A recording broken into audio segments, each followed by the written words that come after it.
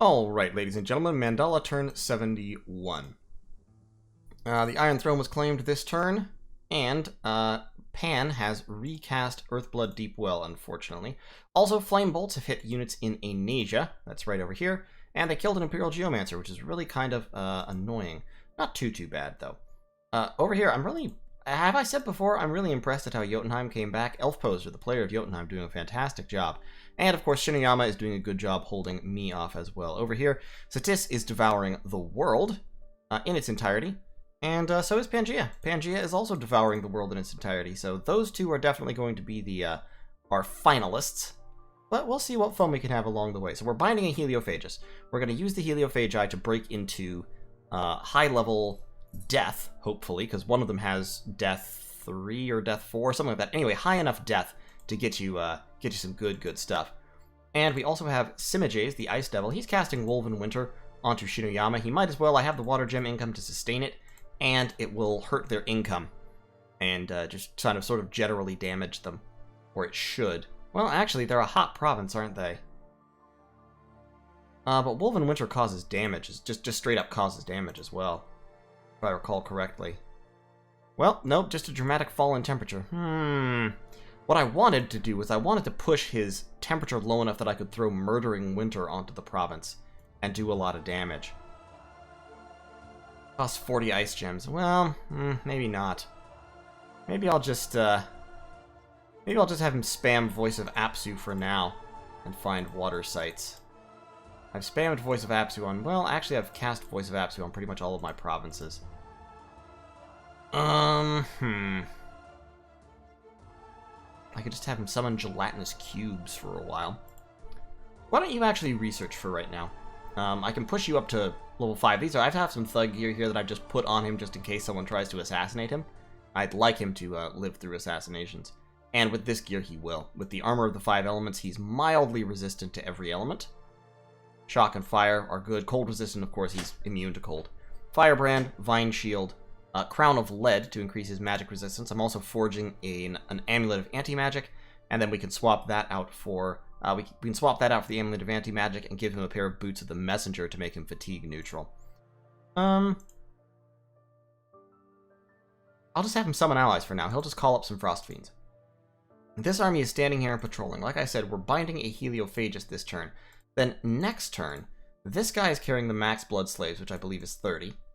This guy is carrying a bunch... Well, we can just look at our Blood Slave income for this turn. Really good. Blood Slaves are coming up in the world. Plenty of blood hunting here. We actually need to be patrolling much more heavily in order to burn down the unrest here.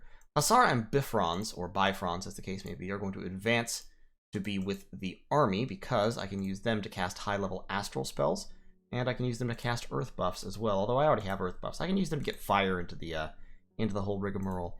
Up here, there's just the basic communion, life after death, Fog Warriors, Will of the Fates, albeit that actually requires more pearls than we have, so Jiaotu won't be able to cast that. So we need to get him a few more pearls. And I am running low on pearls. My pearl income is not fantastic, it's only 9. Let's get all these guys up like that. They'll move into the army and join them. He's probably going to kind of try to hit us with some more asymmetric warfare here. So, what I'm going to do is... for asymmetric warfare, what you want to do is you want to script Communion Master and then Soul Slay a lot. So we'll script them to Soul Slay. Fog Warriors, yeah, in case he comes out to actually fight us, which I don't imagine he will, but anything is possible. You can hold. You can hold. We do still want the life after death, because that will help pretty much no matter what he casts on us. You can be a Soul Slayer. And Soul Slay has infinite range and 100% accuracy, so don't really have to worry about any of that. So you can Soul Slay. Army of Lead, that's good. You can Soul Slay. You can Soul Slay. How many slaves do I have? 1, 2, 3, 4, 5, 6, 7, 8, 9, 10, 11, 12, 13, 14, 15. Ooh, 15 slaves. I really want 16. Well, 15 will work well enough. 15 will still kick us up 2 levels, which will be enough for the Soul Slays to get cast. And Soul Slays only have 20 fatigue. But, that being so, I may want to avoid some of these spells. Like, for example, Army of Lead, probably don't actually need. So we'll just make him Soul Slay as well. Hero Soul Slaying. And then we'll get a couple of other Soul Slayers in there, because we're already below the 16 mark. So, if they come out to attack us, we will still have Fog Warriors, we'll still have Life After Death, so we'll still be able to do a really good job fighting his troops. But, if he sends a Wraith Lord to try and fight us, we'll also be able to cast Soul Slay and hopefully wipe him out before he actually gets off the Plague cast, or whatever it is he's trying to hit us with. Now, of course, that won't stop Wraith Lords forever, they'll just respawn. But, stopping them for 1 turn and wasting the gems that he used, still definitely worth it. Over here, troops moving out, troops moving down here to take over patrolling duties. We're recruiting more Imperial City Guard. We are moving Blood Hunters down to occupy Forest of Springs. You can see, who is it that's moving? Somebody's moving down there. Ah, yes, she's moving down there. And then we've got these two also heading down that way. So we'll have blood hunting set up in that province very shortly. We're going to shift these guys away from recruiting troops to go to the front lines and towards recruiting patrollers. And up here, these guys are recruiting no troops because we're actually starting to run low on cash, which is unusual. Up here, we've got a whole bunch more Imperial City Guard. Actually, we've already got patrollers, so yeah, just move those guys over there. You can actually, you can go back to frontline chaff or just crossbows. Yeah, spam out a whole bunch of crossbows, why don't you? And from Ulm, I think one of you will actually probably be enough. That's the equivalent of 120 normal patrollers. And you can go down here to join this army, which is gathering. Sopheric, or Sopheric, as the case may be. I would love to have you forge a crystal coin. I have forged a crystal coin. Excellent. So Sopheric can now mind hunt. Now, mind hunting, of course, is not safe when there are astral mages about, but Shinigami does not nationally have astral mages. So what I'm going to do is I'm going to do a little bit of alchemy here. We're going to alchemize some earth gems, of which I have a ton, and a few nature gems. And we're going to script you to start mind hunting in High Woods. Yep, there you go. Just start burning them down. If they're sending assassins after us or anything, we'll catch them as they come in here and start soul slaying them as they come. Meanwhile, you 5 should move down towards the army. And you 3 can also move down towards the army to serve as assassin chaff. Excellent, excellent, excellent. And down here, yeah, still pumping out the crystal mages. That's good. And over here, pumping out scouts and eunuchs. So we can take these troops, give them all to our friend Inshu Pao. I meant to build a lab over here, but I never have, so oh well. And y'all start moving out. And y'all start moving out. We're just going to gather up troops here. This fort is still wall integrity super, super high. And we certainly don't have the siege strength to tear it down right now. About 400 siege strength. That'll be going up over time. What I may do here, actually, is use our earth magic to forge a couple of gate cleavers. Gate cleavers give us plus 50 siege strength. And that might be very, very useful. Having a Staff of Storms would be kind of cool, too. But yeah, let's forge a gate cleaver. I might forge a wave breaker and send my guy underwater, actually, to clean out that. Oh, that's actually a good idea. Aren't I glad I think of all these good ideas eventually? Wavebreaker is a good weapon. It casts friendly currents, which lowers your fatigue. And it attacks 3 times and has lots of bonuses. So yeah, let's forge a Wavebreaker for you. And then we'll get you your thug gear. We'll send you down over here. We'll clean out the Sacred Lake, and then we can kind of use you to raid around a little bit. And yeah, I think that'll be good. And then up here, as I said, we can also forge a gate cleaver. And we'll forge 1 or 2 of, probably a couple of those. Give them to commanders in this army, and we'll use them to break High Woods, which has a little bit of air income and a little bit of water income, which will be great, and is also, of course, an enemy temple. So we'll just crack it, and then we'll transfer those gate cleavers up north to help in the siege of Shinuyama. Can't take Shinuyama just yet, which is why this army is just standing here patrolling. We need to gather up a lot more forces, and we need to successfully stop the asymmetric warfare. In order to do that, we will need to get... yeah, some aggressive mind hunting would probably do it. Although the monolith, still not a penis, I think might not be... It might not be. I think might have astral. Yeah, Dispenser of Fate. He's a powerful astral mage. So mind hunting in Shinuyama is not feasible. But in any case, that's the... Ooh, more crystal mages. That's cool. I guess Shinuyama has crystal mages too. In any case, thank you all so much for watching, and I'll see you all in turn 72. If I can say words. Okay, folks, Mandala turn 72. This one's going to be fairly brief. In terms of news this term, my commanders retreating off of High Woods got assassinated, so fair play to you. My Mind Hunter also got feeble-minded, so he does have an Astral Mage hiding down in here. I didn't think he had recruitable Astral Mages. Yeah, he doesn't have recruitable Astral, so he's got some Astral Magic down there. He's probably got a Crystal Mage, duh. He's got these guys. So, feeble-minded Soferic. I do, of course, have my healer hero, so I will be able to get him back. And I've got Riego. I could have him Mind Hunt somewhere else. But to be honest, it hardly seems worth it, really. Instead, I could imprint souls to attack a province. Or I could... I can use him to cast a gateway, or of course I can use these guys to teleport in if for some reason I need very weak teleporting thugs. Or I can just save my Astral Pearls for something more important. So let's actually do that. Come to think of it. Up here, gathering more forces. I lost my stack up here. Got attacked by a more powerful stack and wiped in Jaburnia. Just got hit by too many combat spells too quickly. He had pretty much all his or a lot of his combat mages out here, including Lace Dragonian Cosplayer, who has been kitted out as a sort of budget super combatant. He's got Just in Case the Crystal Mage, Slavery Isn't Cool, the Crystal Mage, also here for anti-mind hunt work. Demon Friend, Overkill, the Bakemono Sorcerer, and I wanted to be an Air Queen, the Fairy Queen, with a Crystal Shield, so up to level 4 in both, and a Ring of Returning. Very, very powerful, very expensive item.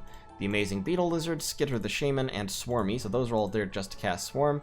He's got the Child of Oni, he's got an Uba there, and another Shaman for casting Swarm, and then a whole bunch more Shamans, many of which he has named special other names. Do you even lift? Nice reference, dude, I like it. Brutal Bombardment, etc. I appreciate the effort he's gone to in renaming all these guys. Muscle Goblin, and Whetstone the Bakemono Sorcerer, etc. He's got another Heart Hider over here. So, yeah, this is a Child of Oni's. This is one of his multi-heroes. And so he basically just spammed spells at my weakened stack and wiped him out. Earthquake, all kinds of other cool stuff. My spells didn't really go off since my mages are mostly dead. So, lost this stack, and fair play to him. At this point, I'm kind of just throwing stuff at the wall and playing around. Waiting to die, really, is where I am. So we'll see how that goes for him. In any case, moving more troops around, blood hunting more. I am casting 3 red seconds to pop up a fortress here, because I've got troops moving in, I've got units moving in, I have Mastema, who is a pretty decent flying super combatant, who's going to hop over to this way. He's actually moved patrolling because I was also attacked here by Atimu's cute little sister. If Atimu's cute little sister pops down here to try and shut down my fort, which he may well do, Mastema is scripted to Hellbind Heart a whole bunch of times and then attack rear. And in a fight between the two of them, I think Mastema should win, because he regenerates, and he's going to have the Dragon Helmet, so he'll have comparably high protection. And the Firebrand has this 14 AP damage, which will burn through his prot. Plus, of course, Mastema has very high magic resistance and is only one guy, so very unlikely to be hit by the Soul Vortex. And he's shock resistant, so the lightning spears that Atimu's cute little sister is geared with shouldn't hurt him all that much or all that consistently. You can just research for now, my dude. Like I said, more troops moving up. We've got Hoisin Ku the Prophet, who is, of course, our healer. Moving up with this army. Actually, I should probably drop her. I may have her hop out after she gets up here. I'm doing more research. I'm not summoning another Frost Fiend because I'm busy casting 3 red seconds. So my new plan is basically just to keep grinding forward and making sure that I'm never really in a position where I can be jumped. Except by teleport attacks. Now, he can, of course, always teleport his monolith onto me. And I can't really stop that effectively, but Ying Ying is still alive. 2 stars now. 70 stealth, very impressive. But I can grind forward, putting up citadels of power all over his land, and ultimately I don't think he can stop me over the long term. We'll pump up a little bit more province defense in there just for funsies, and yeah, we'll see how it goes. Like I said, I think it should be fine. I've also got this lumber construct, and I'm really not sure what to do with him. Traditionally, what you do with lumber constructs is you gear them as super combatants for a laugh, because they are mindless, after all. So what I could do is I could give him the black steel full plate, I could give him that wave breaker I forged, or a gate cleaver. Attack 7. 54 armor negating damage. Oh, that's almost too perfect. Never heals. I want the gate cleavers for other things. I could give him the wave breaker. The wave breaker attacks 3 times. So in this configuration, he's actually sort of scary, because like I said, he's mindless. So he's immune to most of the spells that trigger magic resistance that are instant kills. He's got pretty high armor. Yeah, I'm gonna thug the hell out of this guy. I'm just gonna gear the shit out of him just for the fun of it. What shall we forge for him? He's inanimate, so he can't regenerate, I don't think. Ah, yes, winged shoes, of course. That is what a lumber construct needs. He needs to fly. We've got the wave breaker. We've got black steel full plate, winged shoes. He has encumbrance 0 and 0 fatigue, so... Oh, and then, of course, he needs a helmet, naturally. Crown of the Titans. Iron face. He needs an iron face. And then he'll need some shock resist. I need to get a level 4 Earth Mage. Do I have boots? I do have some boots. You're forging a gate cleaver. This is more important. Wang Lao, we're changing your assignment. You need to forge a ridiculously overpriced hat for Rootheart the Lumber Construct, who is the hope of our nation. We're going to forge an iron face there. Like I said, he will need some shock resist, because he is vulnerable to shock and fire damage. So he will need... Actually, what he needs... He doesn't need black steel full plate. He needs elemental armor. And then after he has the elemental armor, then we can forge him 2 bracers of protection. Bracers of protection stack, so these will increase his protection by 4 and his defense. Well, maybe, or what else could we give him? We should give him some attack buffs, maybe? Because he'll have 10 resistance to all the elements. Then we should increase his attack skill so that he hits more with his wave breaker. Or we could give him a holy scourge, so that he beats up on demons and undead more effectively. That could be fun. But the thing with the bracers of protection is that they count as armor pieces. So if you cast Legions of Steel on him, then they both give him +5 and they stack perfectly because they're armor. So they would give his armor protection +10. So his armor value would be like well over 30, which is pretty ridiculous. The Iron Face, of course, is going to push his natural protection up to 20 and his head protection up really high. So his prot will be super, super high. Dragon helmet for our demon. Yes, that's right. Oh, why don't I actually have him dual wield Swords of Swiftness instead of the Wave Breaker? I don't know. I'm still kind of thinking over what it is exactly I want to give him. Oh, the Jade Armor. That's right. The Jade Armor. Give him quickness. Oh, Lord. Yes, we'll do that instead. We're going to forge him the Jade Armor. Fuck the Elemental Armor. We're going to give him a shock resist item. Let's give him the Storm's Pool. And let's also give him a fire resist item just for laughs. Like, what's a good fire resist item? That's a helmet. We can't give him that. A golden hoplon would be good, but then he'd have to have a one-handed weapon. Axe of Hate, maybe? Gives you fatigue. Armor negating fatigue damage. That's pretty solid. But I want to save my nature gems because I'm about to, as soon as Liu sneaks up here, we're going to cast Gift of Reason on this Bakemono Sorcerer and get him back as an actual Bakemono Sorcerer, which will be pretty sweet.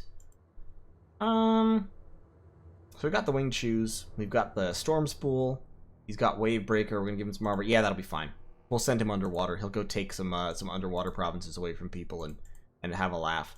And in the meantime, we're just gathering up more armies, working on our blood economy. I'm okay stalemating with Shinoyama up here, because we're just working along, singing our song. Down here, we're getting the Gate Cleavers together, sort of scraping them up. And we're going to use them to help breach this once this spell fades, which it should. Even if it doesn't fade, we're just collecting troops, and pretty soon we should have enough troops collected to just go in full ham and kick down the walls, as it were. Like, Ulm can pump out a lot of siege strength. Quite a bit of siege strength per turn. And so we'll just rock up there and yell knock knock and boot down the door at some point, but it'll take a little bit, and that's fine. That is just fine. We have all the time in the world, or at least all the time until the cataclysm comes and the world is destroyed. But in any case, thanks for watching. I'm hoping that, like I said, where'd he go? Rootheart. Rootheart here is going to be the hero that Tianqi needs and deserves. He's going to be he is our best, he is our brightest, he is a block of wood who will lead us all into victory in the Promised Land. So thank you all so much for watching, thank you for supporting Rootheart, and I will see you all in turn 73.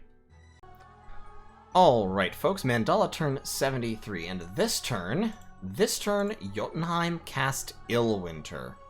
Elf Poser has cast Illwinter, and to be honest, I'm actually okay with that. It's made everything cold 3, it's increased unrest worldwide, and of course it is going to spawn random Illwinter attacks, random Neefle giant attacks, but that's fine, I'm alright with it. You can see Satis here has Harbingers up in Strongvay. Fascinating. He must have stolen those from Marignan, so that means that he and Marignan are actually fighting. I'm not sure what he's geared them with. I'm not sure why he would have geared them as thugs, but he has. He's geared them as very powerful thugs with the Heart of Quickness and all. This guy is going to fatigue out very rapidly, but while he's active, his prot against mundane attacks is very high, and of course he has Awe and Fear, which is a fantastic combination. He is mute, so his magic is less powerful than it could be.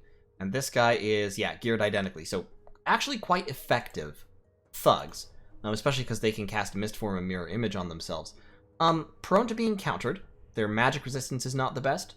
So, magic anti-thug counters would take these guys down. And they are pretty significant gem investments. You've got, 5, 10. Those are just blood again, so not too shabby. Actually, he has 8 reinvigoration, so this guy is not going to run out of fatigue. But yeah, he's got 30, 35, 45, 50 plus gems of gear on each Harbinger, plus the Harbingers are a powerful summon. And then he's got Ulftrak, the Wraith Lord. And this is quite an impressive super combatant squad, basically. These are basically light super combatants or very heavy thugs. Like I said, vulnerable to magic counters, but very much going to mulch through infantry. I lost my scouts, a couple of my scouts there, and Amberfields has been breached, and Wood of Many Paths is under siege. Now, this was actually kind of hilarious. In Wood of Many Paths, I was attacked by a Shinoyaman squad, including a Golem, Theological Superiority platform. So he summoned a Golem, he's geared him out to be as tough as he can. High Prot, Vine Shield, Flesh Eater, Starshine Skullcap to boost his Astral so he can teleport, so he teleported this guy in.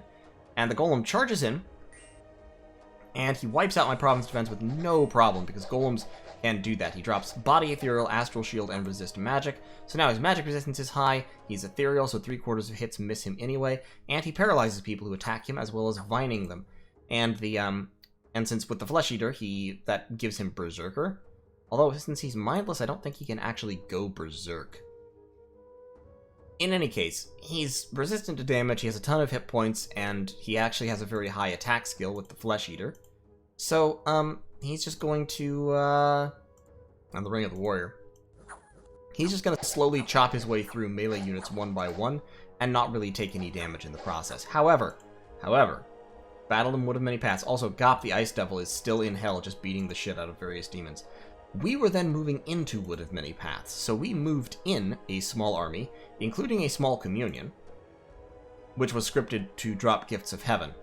And so he had brought in a Bakemono Sorcerer, Armor Polisher, as well as Theological Superiority Platform. And Theological Superiority Platform costs a lot of gems. It costs 30 gems to summon a golem, 40, that's just blood slaves, 50, 55, 65, more blood slaves. So 70 gems plus 10 blood slaves, so probably like the equivalent of 72 or 73 gems. And yeah, as we see here, we can see here what happened. He went charging in, met my troops, and boom. One hit of Gifts from Heaven wiped him out. Now, the Dai Bakemono still fought their way through my troops, and actually defeated my army here. So only the couple of Communion Masters got away. But even so, I mean, I lost Hosenku, but she's immortal, so she'll come right back. And beyond that, I lost 4 random low-level mages in exchange for killing a golem and 8 Dai Bakemonos. So that's 70 gems down the hole. That's fine. Like I said, we're all just kind of memeing at this point. But I lost 2 of my Imperial Geomancers. But other than that, everybody got away and they got into the fortifications, except for Taoti Tianzong, which is just too long a name. I'm not sorry that he died. In terms of battles, we saw Pangea bouncing a Black Harpy off Satis. We saw Satis' Goon Squad going in. We cast 3 red seconds, so that is why we didn't actually lose this province, because we own the fort. Now you can see wall integrity 56 out of 750, because these things spawn with technically 0 wall defense. So unfortunately, despite the fact that we're repairing the walls faster than they can break it down, we're still very, very low. But we have this big army that's just moved in and broken the walls of Amber Fields, and we are dropping the kitchen sink on them. So we're bringing in, we have finished gearing our lumber construct. He is the one true super combatant. 70 hit points, 30 protection, abysmal skills. He's mindless, he can fly, he is natively berserk because we gave him the Lycanthropos amulet. This item turns living people into a werewolf if they wear it for a while. I don't think it'll work on him. He also won't regenerate because he is lifeless. But that's fine. He's immune to shock damage and poison resistance. He's got pierce and blunt resistance. He's a poor amphibian. He's dual wielding a flesh eater and a herald lance. And so he is just the best. I love him so much. He's ridiculous. He's just gonna hop to the back and kill like 5 guys and then die. Take all these gems with him, but that's fine. I gave him a freaking iron face. 25 earth gems. That's how hard I'm memeing right now.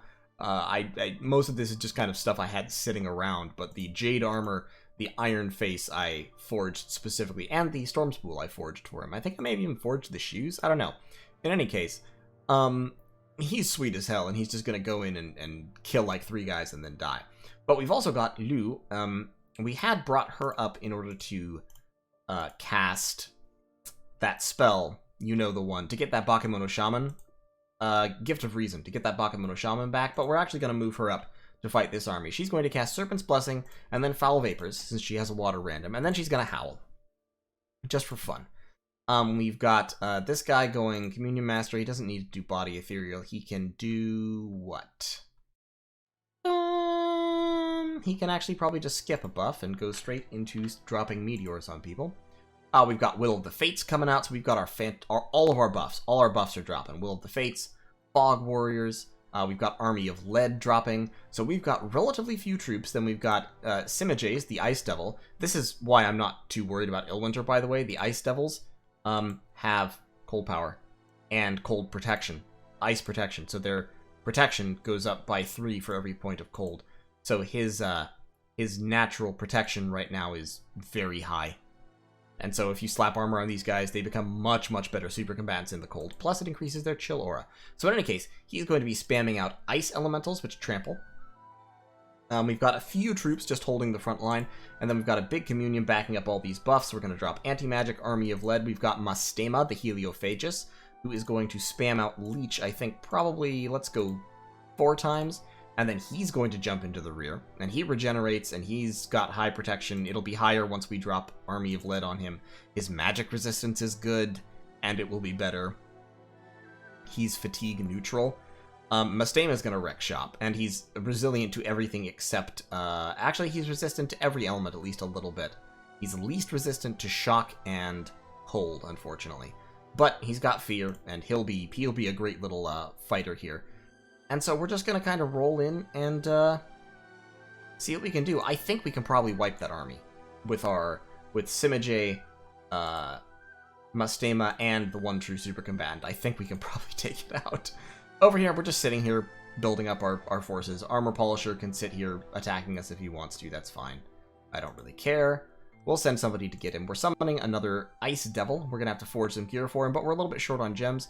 Down here, I'm spamming out Augury as much as I can just to try and get more gem income of some kind, because look, I've site searched pretty heavily for most of my paths through my core territories, and yet my gem income is bad. So I need to be site searching more. We've got 2 ladies spamming out Dark Knowledge in order to try and get us some more death gem income.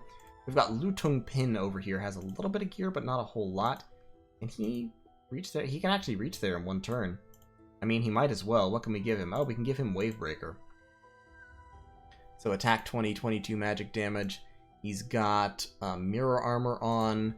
So yeah, his nat prot will go up to 20 as well. He is weakened, unfortunately, but... or we could actually give him the Gate Cleaver. And see, Gate Cleaver would then be armor negating damage, so that could be highly effective. I was planning to use that as a siege tool, but if I give it to him for a weapon, that could be useful. Of course, he is immortal, and he can quicken himself and all that good stuff. Black Steel Full Plate worth it? Probably not. Magic resistance might be... Well, he doesn't actually need the magic resistance in this fight. That pushes encumbrance up to 9, though. And like I said, with the Army of Lead, it won't be really, really necessary. So yeah, we'll just stick with mirror armor for him. And we'll give him the Gate Cleaver, and then we will script him to personal luck, quickness, and body ethereal.